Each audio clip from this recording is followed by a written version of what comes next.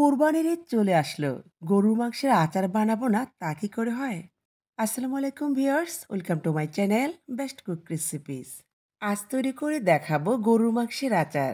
এই আচার কিভাবে সারা বছর সংরক্ষণ করে রাখতে পারেন সেটাও শেয়ার করছি। বিশ্বাস করেন এই আচারটা খুবই টেস্টি।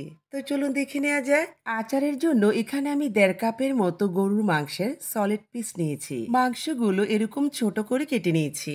অ্যাড করছি 1 টেবিল চামচ করে আদা রসুন বাটা। আমি চা চামচ দিয়ে দিচ্ছি। অ্যাড করছি পরিমাণ মতো লবণ, 1 চা চামচ হলুদের গুঁড়ো দিচ্ছি, 1 চা চামচ জিরার গুঁড়ো, 1 চা চামচ ধনিয়ার গুঁড়ো। অ্যাড করছি 1 চা চামচ গরম মশলার গুঁড়ো।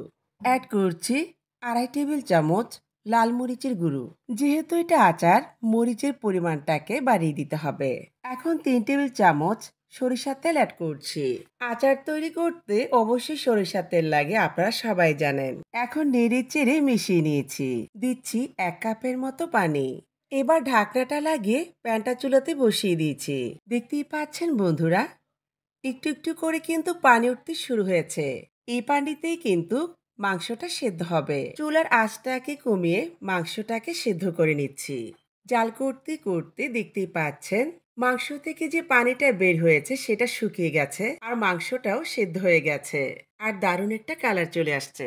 এবার মূল পর্বে চলে আসলাম। একটি প্যানে দিচ্ছি 1.5 কাপ সরিষার তেল। তেলটাকে গরম করে নিয়ে দিচ্ছি তেজপাতা, 2 টুকরো দারুচিনি, 7-8টির মতো এলাচ। অ্যাড করছি 2টো রসুনের কোয়া, 5টি আস্ত রসুন। চাইলে আপনারা শুধু রসুনের কোয়া দিয়েও কিন্তু এই আচারটি তৈরি করতে পারেন।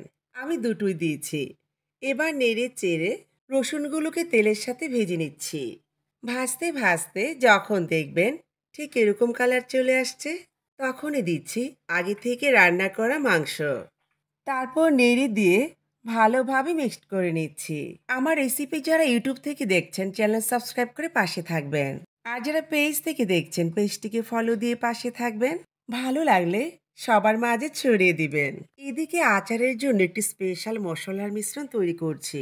এখানে আমি 1.5 টেবিল চামচ পাঁচফোড়ন, সাথে কয়েকটি শুকনো মরিচ হালকাভাবে টেলে নিয়ে গুঁড়ো করে নিব। এখন অ্যাড করছি আস্ত কয়েকটা শুকনো মরিচ। তারপর নেড়ে দিচ্ছি। খেয়াল রাখতে হবে মাংসটা যেন কোনোভাবে পোড়া না লাগে, তাহলে কিন্তু আচারের টেস্ট ভালো পাবেন না। যখন দেখবেন মাংসতে ঠিক এরকম কালার চলে আসছে, তখন অ্যাড করছি 2 টেবিল চামচ আচারের সে স্পেশাল মশলাটা।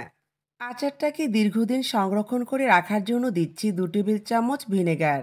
আর হ্যাঁ, ভালো কথা, আচারটাকে যদি আপনারা সংরক্ষণ করে রাখতে না চান তাহলে তেলের পরিমাণটা কমিয়ে দিলে হবে, আর যদি সংরক্ষণ করতে চান তাহলে তেলের পরিমাণটা অবশ্যই বাড়িয়ে দিতে হবে। অলমোস্ট আচারটা হয়ে গেছে। এবার আচারটাকে সার্ভ করে দেখাচ্ছি।